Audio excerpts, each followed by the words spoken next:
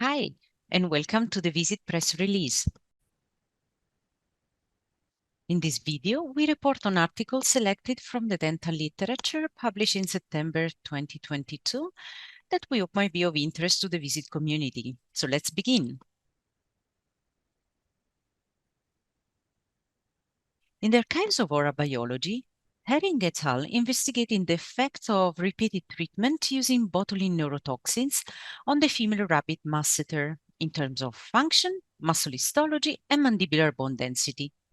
Females were chosen by a coin toss and represented a conservative choice because they possess more slow contracting fibers in the masseter than males, and slow contracting fibers are less affected by the toxin than faster fibers. Animals were randomly assigned to the botulinum neurotoxin group, 13 individuals, or control group, 5 individuals, receiving the saline solution. Also, in each individual of the study group received the botulinum neurotoxin only on one side, while the contralateral was used as control. Injections were repeated 3 times every 12 weeks, and electromyographic recordings and bite force measuring were performed at baseline and multiple times during the recovery period of 12 weeks. Afterwards, animals were sacrificed and muscles were dissected. The mandibular condyles, as well as the mandibular bodies, were micro-CT scanned. Electromyography, or EMG, amplitude during chewing was strongly affected by the treatment. Whereas the contralateral control masseters showed no significant changes in EMG activity over time, EMG amplitude of the botulinum neurotoxin injected muscle dropped abruptly within a few days after each injection. At the lower point, 2 or 3 weeks post-injection, injected sites had significantly lower EMG levels. Afterwards, EMG amplitude rose gradually. So although improvement occurred during the recovery time, anterior bite force remained significantly lower than contralateral control and saline sham levels at all 3 recovery endpoints. Toxin administration increased the proportion of smaller muscle fibers while extending the tail of larger fibers, meaning that multiple injections of botulinum caused both atrophy and hypertrophy of the masseter muscle. In both the mandible condyle and body, the cortical bone was just minorly affected. However, a dramatic loss of trabecular bone was observed after 3 cycles of botulinum neurotoxin. The results by Herring et al. Suggest that although repeated use of botulinum toxin does not prevent the return of muscle electrical activity, there may be structural damage to the muscle and osteopenia in the trabecular part of the mandible, possibly rendering patients less able to recover after stroke or injury.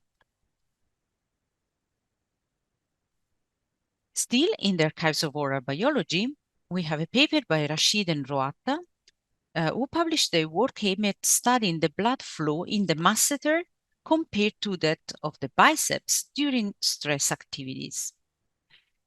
So sympathetic activation generally increases heart rate and contractility, as well as the total peripheral resistance or vasoconstriction, which then results in increased arterial blood pressure. A differential response between head and limbs blood flow to sympathetic changes has been reported, but animal models do not seem to be adequate substitutes for human studies because their head blood flow response seems to be different from that of humans.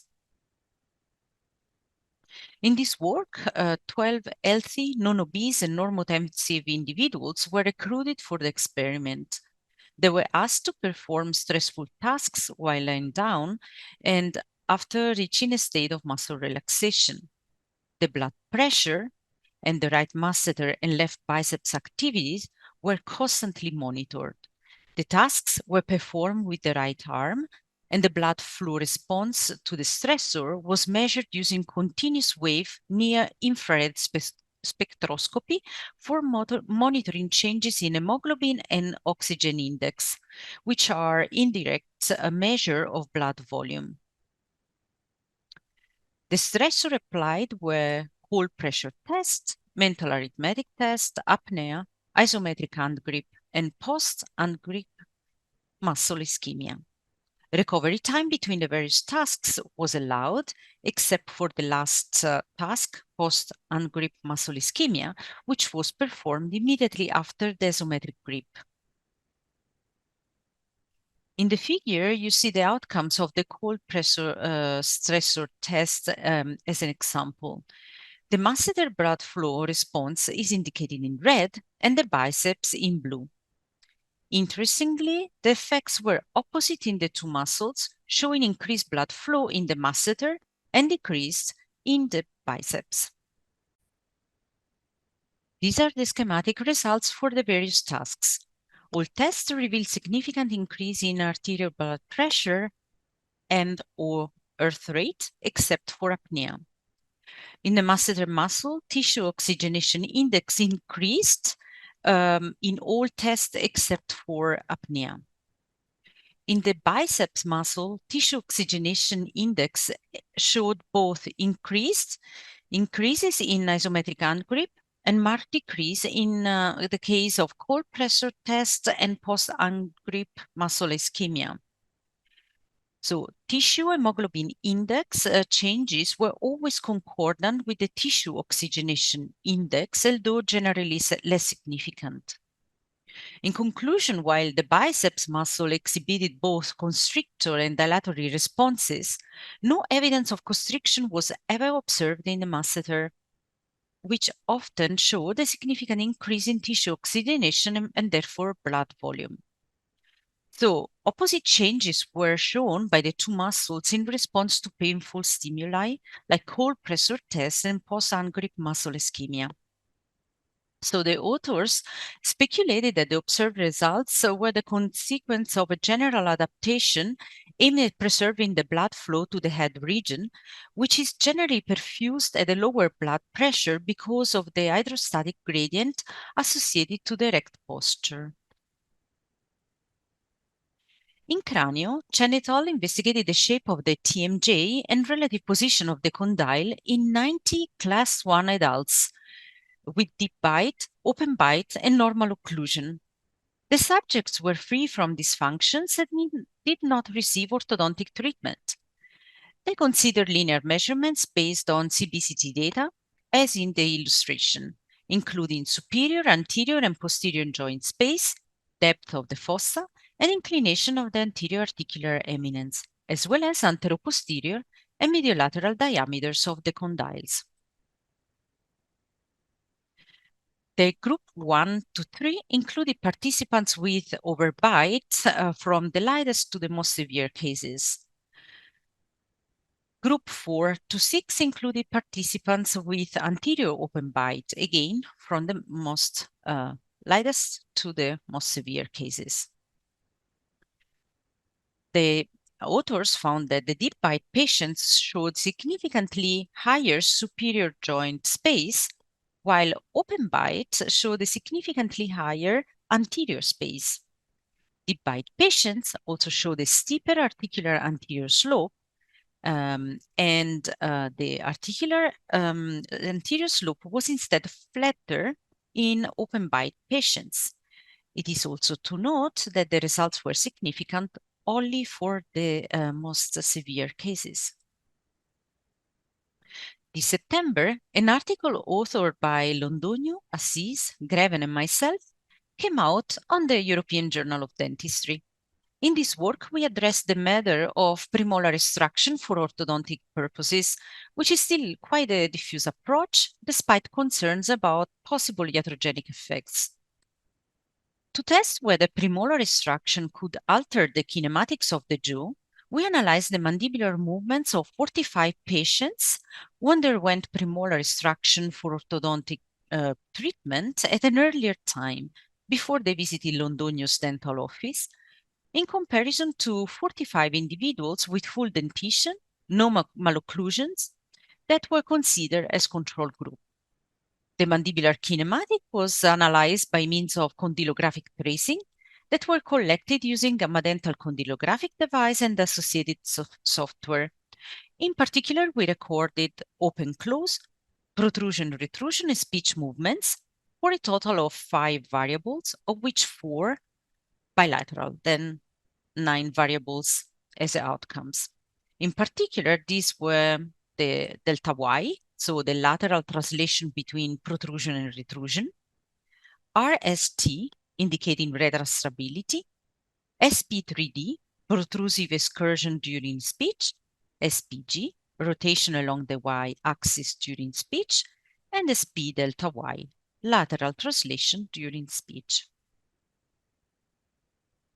First of all, we observed a high correlation between the right and left sides of the same variable, so we could average them, thus reducing the number of the variables from 9 to 5. Then we normalized the data so that each variable could be compared to each other. We used univariate statistics to analyze the differences between the study group, Px in the dot plots that are on the bottom line, and the control group that is notated as P4 as represented at the top line of each plot. You can see that the study group with premolar extraction shows higher values for each of the variables analyzed. These differences were significant for all variables except for RST, representing the retrastability. Interesting, protrusion and retrusion delta Y was even predictive of group affiliation, as demonstrated by a linear regression analysis. Since, as mentioned before, the variables were normalized, we could consider them all at once to show the cumulative results for each of the patients. In this isometric PC, you can see that the P4X sample showed higher values than the P4 sample. In particular, 11 out of 45 values were higher, showing an alteration of the kinematics of the mandible in at least 25% of the cases.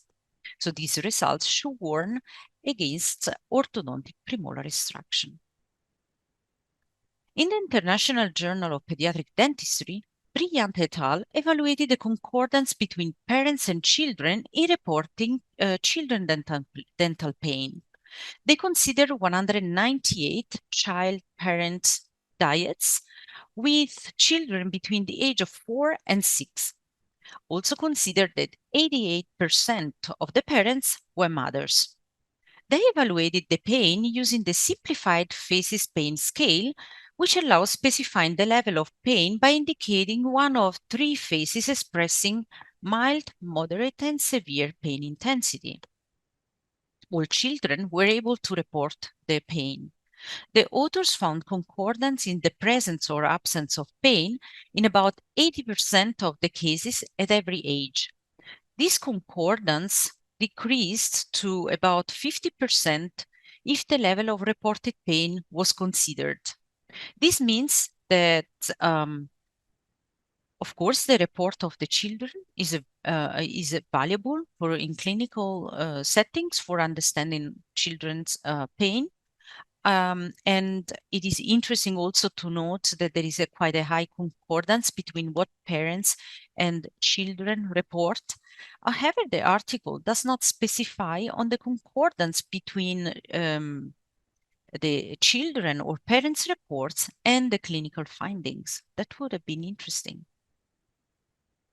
In the Journal of Craniomandibular Function, Ruge and Cordas aimed to identify and discuss factors that influence the accuracy of visual occlusion. They describe sources of error inherent to the digitization of dental arches via plaster casts in a lab scanner, as well as with intraoral scanners, considering the effects on static and dynamic occlusion. These errors are related to the approximation of the occlusal surface, the position, so the deviation in position of the digital models in the virtual articulator, and the inaccuracy in reproducing the true TMJ movements of the patient. As a consequence, small surface penetration may occur between opposing teeth, which is of course a condition that is not possible in the analog models. Additionally, we know that there are physiological factors that could lead to errors, such as the elastic deformation on the mandibular arches during mouth opening and tooth mobility, which are too complex to be accounted by current technology. The authors therefore argue that surface compenetration are practically unavoidable using the available techniques and suggested to use a tolerance of up to 0.1 millimeter when evaluating occlusal contacts between digital models. So, as a suitable analytical approach, they describe the visualization of interocclusal distances in color-coded increments and the measurement of the frequencies of dynamic tooth contacts on the 3D surface. For these comments, I thank Thomas Abel of Gamma Dental that shared his opinion on this paper with me. In the Journal of Craniomandibular Function, Schunke et al. Published a paper about the transfer of aesthetic lines from the patient to models mounted in the articulator. So rather than the performance of anatomical Facebook, as the title seemed to imply, Schunke and colleagues pointed out that in the dental laboratories, there is a lack of information on patients' facial aesthetics in the dental laboratory. Most of all, the information about the relationship between the bipupillar line, the aesthetic plane, and the functional plane is usually not transferred. However, this information in clinical settings is relevant because, according to the authors, the treatment should aim at making these planes parallel. Note, however, that unfortunately in this paper, they didn't mention the relevance of transferring the injuxis, which was once prevalent in the literature. Thus, the authors propose the use of a tool with which it is possible to perform a dentofacial analysis on the patient. In this way, the position of the functional plane at ear level and the faceball level in relation to the bipupillar line and the upper aesthetic front line of the teeth can be recorded, and this information can be passed to the dental laboratory together with the models. The dentofacial analysis also allows to a limited extent to determine which region of the face is asymmetric. The bipupillar line, which is important for aesthetics, can then be drawn in the articulator on the upper jaw model. The dental technician can thus achieve a prosthetic restoration based on functional and aesthetic aspects. The authors use the gamma dental facebow and articulator, but this mobile table plane could be used with different devices too. So here I thank Christian Slavicek, of the president of VieSID, for commenting on this article. In the Journal of Dentistry, Meissen et al. Performed a epidemiological study in which they assessed the suitability of the statistics applied to longitudinal research clinical trials. Of the 505 articles that they included, only 28% used optimal statistical analysis, while the rest assumed that the measurements were independent rather than correlated. The use of proper statistical analysis depended on the continent of the first author, dental discipline, involvement of a statistician, protocol registration, funding, and significance of the outcomes. In the Journal of Oral Rehabilitation, we found a paper by Kreiner and Viloria, who, using artificial intelligence, developed a neural network for the diagnosis of orofacial pain and temporomandibular disorders. In the author's opinion, It is surprising to find a higher degree of controversy and confusion regarding the diagnosis and clinical management of TMD, considering the higher prevalence. And also, they noticed that because of these, patients experience treatment delays, multiple misdiagnoses, and frequently receive unnecessary aggressive therapies. They attributed the situation to the lack of validated diagnostic methods and treatment protocols, lack of knowledge of evidence-based medicine principle, existence of multiple therapeutic philosophies, and gaps in graduate and postgraduate training in medical and dental schools. They used artificial intelligence and built an artificial network mimicking neural architecture and connections to the synapses in a human brain network. In both the natural and artificial network, the neuron fires when the weight of its inputs reaches a threshold. A multi-layer perceptron, or MLP, was developed with one input layer, 5 hidden layers, and one output layer, and was trained using backpropagation algorithms. Several categories of orofacial pain were included: acute pain of dental origin, orofacial pain of neuropathic origin, post-traumatic trigeminal neuropathic pain, referred facial and dental pain of cardiac origin, TMJ dysfunction, such as disc displacement with and without reduction, and facial neurovascular pain migraine. 11 clinical cases were prepared by orofacial pain specialists, and information was then fed to the network.